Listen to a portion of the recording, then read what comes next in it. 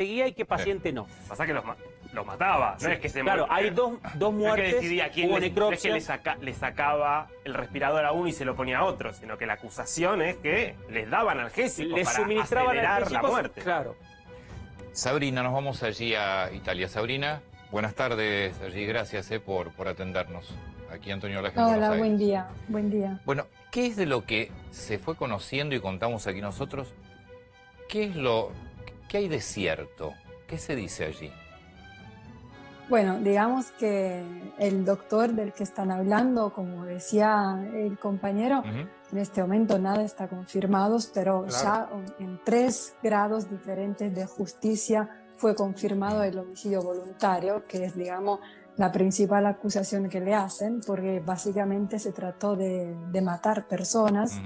En cuanto ninguna de estas 2 y varios casos más están analizando que fueron exhumados justamente por esto, le fue dada una sobredosis de sedantes que no necesitaban y que se utilizan para intubar personas que necesitan padecen alguna crisis respiratoria, algo que no estaba pasando en ninguno de los 2 pacientes. Así que la acusación principal sigue siendo esta, y también de haber falsificado los papeles, porque él, digamos, el registro médico no mencionó haber utilizado estos 2 medicamentos, anestético y sedantes, que en realidad se encontraron en los cuerpos que fueron exhumados. Así que hay varias acusaciones que tienen que defenderse. Estos son dos supuestas víctimas.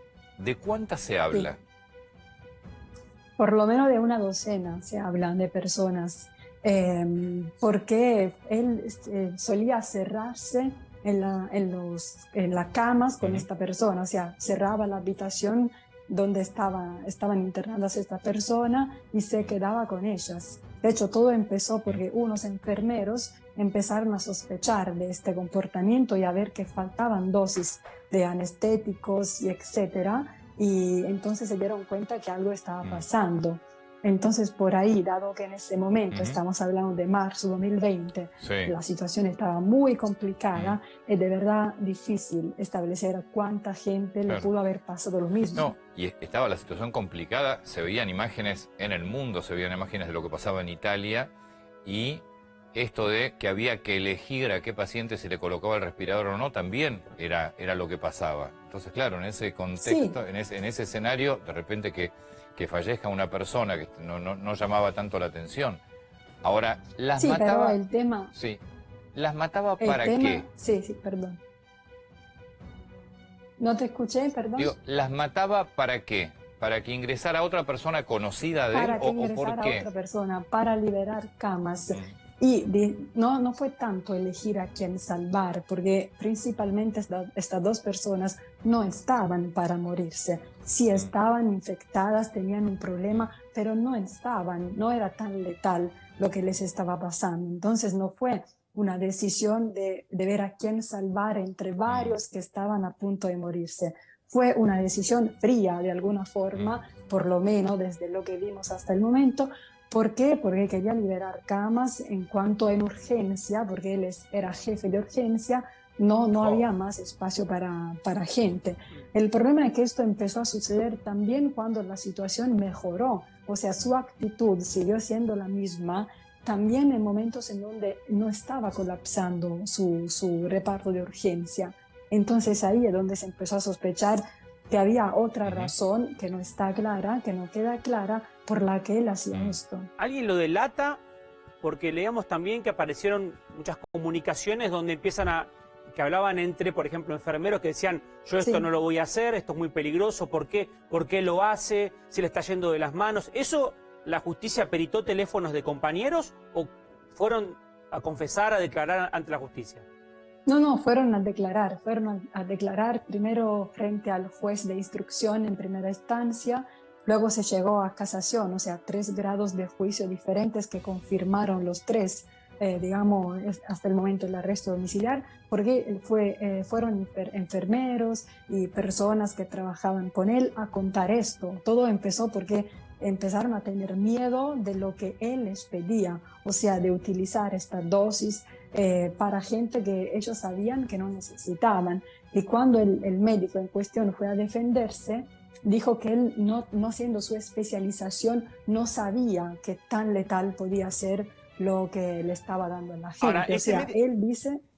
¿Este médico tenía antecedentes de algún tipo de conducta inadecuada, inapropiada, No. o era alguien con una hoja intachable, digamos?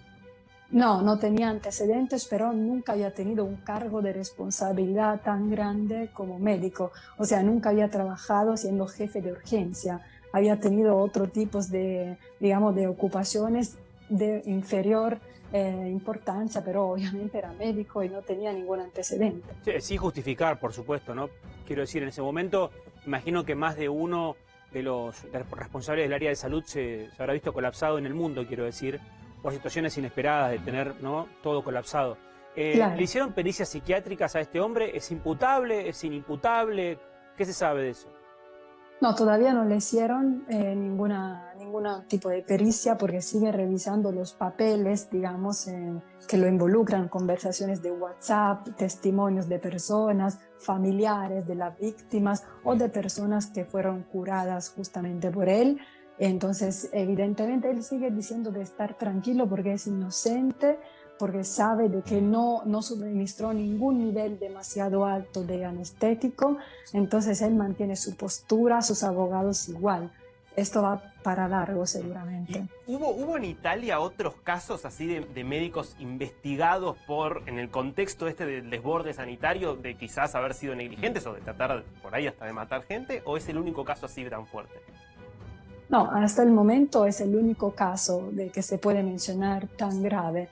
Pero seguramente se ha hablado muchas veces de que los médicos eligen, o en algún momento eligieron, cuando la situación estaba complicada, a quién salvar o por lo menos a quién darle más cuidado. Y hay mucha crítica sobre lo que pasa en los hospitales en este momento, porque cuando te vas ahí a una clínica pública o privada que sea, empiezan inmediatamente con un protocolo muy estricto de medicamentos y esto, digamos, está bastante bajo control porque la sospecha es que algunas veces se exagera, entonces se provoca algo que no está quizás pasando. Ahora, o sea, si yo... Sí. No, por favor, termina.